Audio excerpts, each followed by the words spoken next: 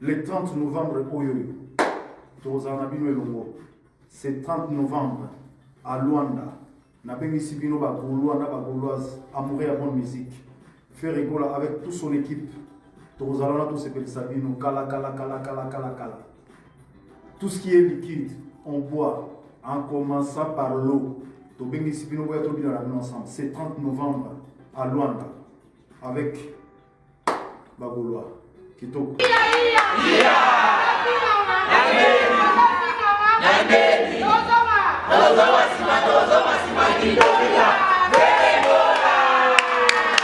tosepeli ya makasi tomoni ye moko alobi toza na esengo ya makasi kozela Papa Hervé le 30 novembre oyo, ça veut dire toza mobondo.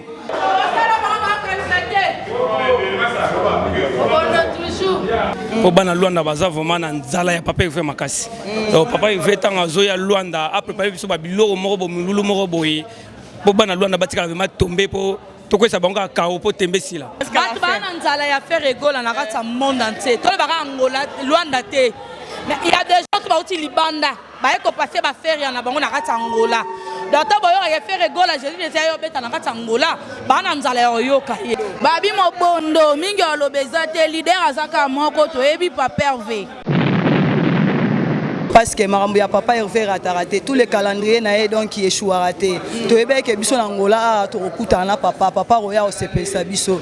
Donc papa vraiment zoya nenga roya le 30 donc na ebi ke to ça toujours mon bondo. To ana courage makasi ma do to ana sengo makasi ta ke lile na biso aza buka à Luanda do ya minga olobeza te. Banda to mona vraiment vidéo ya Papa Hervé banda lobby et ça biso veme c'est on confirmé Papa Hervé toza vena na posa na yo tozo zela yo au moins ka nde tozala mobondo to préparer ka mobondo wana donc obosa na te botikala ka de donc otikala ka yo moko papa tozala na papa wemba kenda totikala ka na yo moko Papa Hervé la disposition na ngezaka ke no bakolo ba na posa ne trop ça fait longtemps que aya ka susu Angola te maintenant toza pema na posa na to zela e aya le 30 novembre tozana e na Luanda.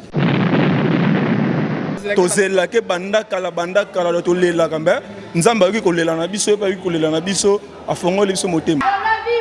Viva ici c'est Golo ici c'est Golo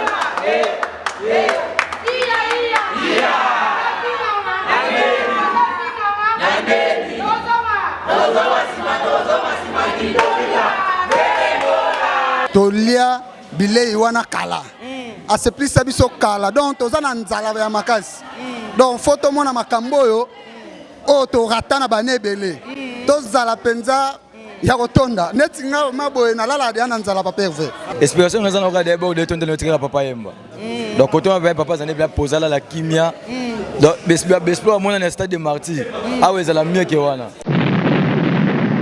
et là on doit se la tozo ngo siko ton autre cause la date ba pesi so date le 30 Papa Hervé ndenga koya vraiment ça toza vraiment na songo mingi toza vraiment na songo makasi taka lomo bozela bozongo do sentiment toza nango je crois ya osakana te oyo babi ya Gaulois ya motema mabe ya les padres ya Luanda balé na ba Gaulois donc les 30 yoyebi les 30 toza kuna citadelle quoi makambe de carré parce que faire rigoler la salle République des Gaulois biso nous toza ba habitant République des Gaulois. Ok, merci, habitant de la République des Gaulois. Gouvernement Gaulois. Président de la République des Gaulois, je vais faire rigoler. Première dame de la République des Gaulois, je vais maman si la aigle jaune. Si tu as un gouvernement, tu as un simple gouverneur. Les Gaulois et Luanda qui confirmation Papa Hervé. Papa Hervé a confirmé biso qui est à le 30 novembre. On a aussi motivé la promotion na biso pour que Papa Hervé na biso concerne na biso et les cabines. Tout ce qui est liquide.